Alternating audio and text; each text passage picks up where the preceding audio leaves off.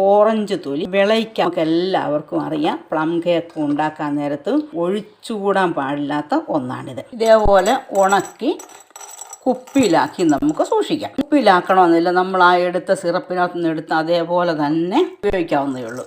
ഇതിവിടെ 3 ഓറഞ്ചാണ് എടുത്തിരിക്കുന്നത്. ഇതിന് കുറേശ്ശെ ബേക്കിംഗ് സോഡ ഇട്ട് കൊടുത്ത് നന്നായിട്ട് ഒന്ന് ഇതേപോലെ തേച്ച് പിടിപ്പിച്ചിട്ട് നന്നായിട്ട് കഴുകിയെടുക്കാം. ആദ്യമേ ഇതിൻ്റെ 2 അറ്റവും ഇതുപോലെ മുറിച്ച് മാറ്റാം. അതിനുശേഷം ഇതുപോലെ കുറേശ്ശെയായിട്ട് ഇങ്ങനെ മുറിച്ചിട്ട് ഈ സ്കിന്നെ ഇതൊന്ന് അടർത്തിയെടുക്കാം. ഇതേപോലെ മൊത്തം അടർത്തിയെടുക്കാവേ. ഇതേപോലെ മുഴുവനായിട്ടും അടർത്തിയെടുത്തിട്ടുണ്ട്.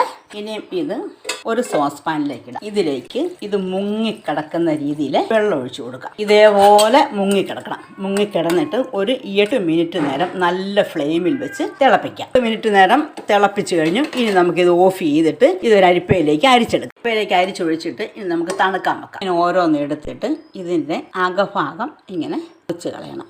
ചെത്തിക്കളഞ്ഞ് കഴിയുമ്പം ഇങ്ങനെ കിട്ടും. ഇതുപോലെ അകത്തെ പോളയെങ്കിൽ മാറ്റിയെടുക്കാം. ഇതിങ്ങനെ ഓരോന്നെടുത്ത് ഇതേപോലെ മുറിച്ചെടുക്കാം. ഇതേപോലെ മുറിച്ചതിന് ശേഷവും ഇത് വിളയിച്ചിട്ട് വെറുതെ കഴിക്കാറുണ്ട്. ഇനി ഞാനിപ്പം കേക്ക് ഉണ്ടാക്കാൻ വേണ്ടി ആയതുകൊണ്ട് ഇത് കുറച്ചുകൂടെ ചെറിയ കഷ്ണങ്ങളാക്കുക. ഇതേപോലെ മുഴുവൻ അരിഞ്ഞെടുത്തിട്ടുണ്ട്.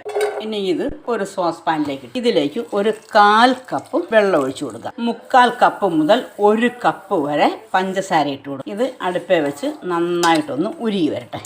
ഇനി ഇതിലേക്ക് തൊലി എടുത്തേച്ച് വെച്ചിരിക്കുന്ന ആ ഓറഞ്ചില്ലേ, ആ ഓറഞ്ചിൽ ഒരു 2 എണ്ണം പിഴിഞ്ഞങ്ങ് ഒഴിക്കാം. അപ്പോൾ അങ്ങനെ ഒഴിക്കണമെന്നില്ല, അങ്ങനെ ഒന്ന് ഒഴിച്ചു കഴിഞ്ഞാൽ നല്ല ഒരു ടേസ്റ്റ് ആയിരിക്കും ഈ പീലിന്. ഇങ്ങനെ കുറുകി നന്നായിട്ട് ആ പാനി നല്ല കണ്ണാടി പോലെ തെളിഞ്ഞ് വരുവേ. ചൂടയും കുറുക്കി ഇതിലോട്ട് കുറേയും കൂടെ പറ്റാറുണ്ട്. അതേപോലെ പറ്റിക്കഴിയുമ്പം തീ ഓഫ് ചെയ്തിട്ട് നമുക്കൊരു അരിപ്പയിലേക്ക് ഇത് അരിച്ചെടുക്കാം. ഇനി ഉടൻ തന്നെയുള്ള ആവശ്യത്തിന് നമുക്ക് കേക്ക് ഉണ്ടാക്കാനാണെങ്കിൽ ഇതുപോലെ ചേർത്താൽ മതി. അല്ലാതെ ഇത് ഉണങ്ങാണെന്ന് നോക്കിയിരിക്കേണ്ട. ഇതിപ്പം അരിച്ച് എടുത്തതിന് ശേഷം ഒരു നന്നായിട്ട് തണുത്ത് കഴിയുമ്പം ഒന്ന് നിരത്തി വെച്ച് ഉണക്കി എടുത്താലേ, വെയിലത്ത് വെച്ച് ഉണക്കുവോ അല്ലെങ്കിൽ വെറുതെ ഓവനകത്ത് വെച്ച് ഉണക്കുവോ എന്തെങ്കിലും ചെയ്താൽ നമുക്കിത് കുപ്പിയിലിട്ട് സൂക്ഷിച്ച് വെക്കാം. ആവശ്യമുള്ളപ്പോൾ എടുത്താൽ മതിയല്ലോ.